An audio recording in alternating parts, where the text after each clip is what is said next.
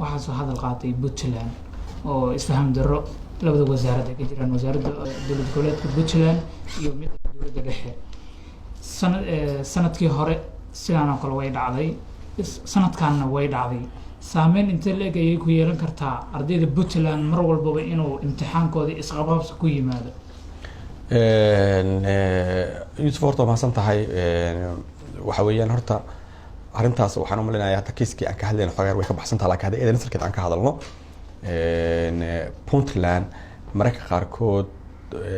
iyo dowladda federaalka caqabado kale oo midda waxbarashada aan ahayn oo dhanka siyaasadda ah ayaa ka dhaxeeya sidaas daraadeed waxaa laga yaabaa arrimahaas in mararka qaarkood la dhex keeno waxbarashadii oo sida hadda wasiirka waxbarashada uu ku celceliyay dhowr mar yaan waxbarashada la siyaasadina ku celiyaa arrintaas ayada waxay kuu muujinaysaa inuu jiro tuhun iyo dareen la xiriira in waxbarashadii mararka qaarkood laga yaabo in ay dadii siyaasadeeyaan aniga hadda ma dhahayo Puntland ayaa wado mana dhahayo dowladda federaalka ayaa wado laakiin in siyaasad ay jirto way muuqataa macnaha oo caqabadii siyaasadda ka taagneed inay dhex imaanayso waxbarashadii sidaas daraadeed dadka qaar markaas inay dowlad goboleedkii iyo dowladdii dhexe ay macnaha isu tanaasulayeen inay isku challenge gareynayaan taasna marka dhibaato waxay ku noqonaysaa ayaga ku noqonaysaa waxay ku noqonaysaa ardayga ay ku noqonaysaa tusaale hadda wasaaradda waxbarashada oo kale Somaliland oo kale ardaydeeda muxuu ahaa haddii minxooyin waxbarasho oo Soomaaliyeed la helayo ama deeqo waxbarasho oo Soomaaliya la helayo Somaliland qayb ay ka tahay haddana dowladda federaalka Somaliland imtixaan kama qaado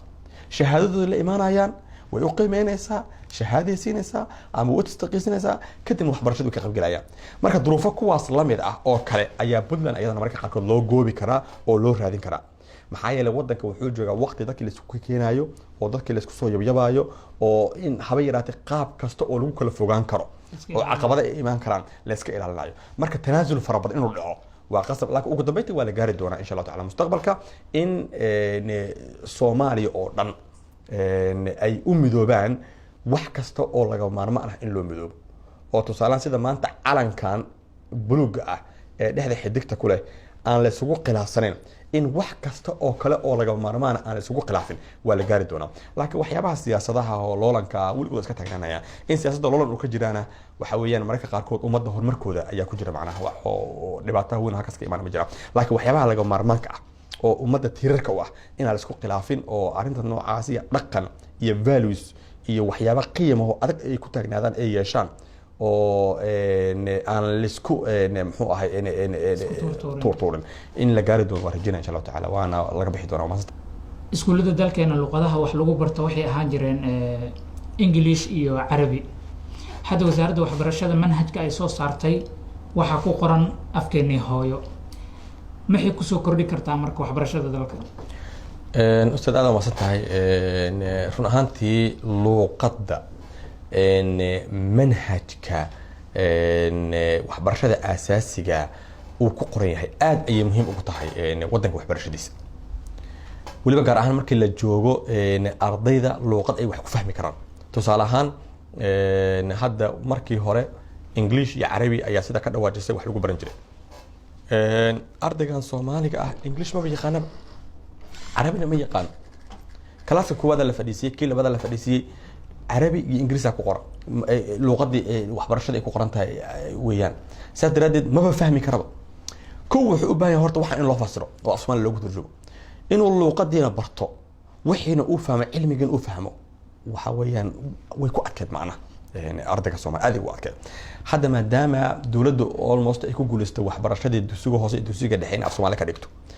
sida haddeertaana aan maleynayo dugsiga sarana ee ka dhigtay af Soomaali ee ka dhigtay waxay u tahay guul weyn ardayga Soomaaliyeed inkastoo laga yaabo taas inay dood ka qabi karaan dadka qaarkood maxay dad badan waxay u arkaan in Ingiriis wax lagu barto inay muhiim tahay inay muhiim u tahay inuu ardaygan maadaama jaamacad tagi doono maadaama cilmi baaris sameyn doono maadaama cilmiga adduunka maanta luqadda ugu weyn uu ku qoran yahay uu yahay af Ingiriis ardaygaas af Soomaali ilaa dugsiga uga soo baxay waxay ku noqon doontaa caqabad markii badweynta cilmiga uu soo dhaxgalo maxaa yeelay luqadii wax ku soo bartay iyo luqadda cilmiga uu ku qoran yahay waa kala laba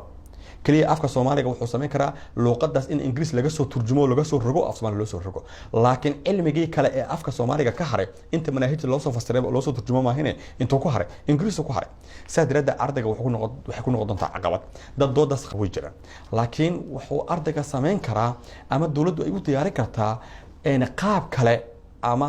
ardayga asagu ha isu diyaariyo oo waalidkiisa iyo asaga iyo cidii doonto ka taageer karta ahaato inuu luqadii kale ta Ingiriiska u barto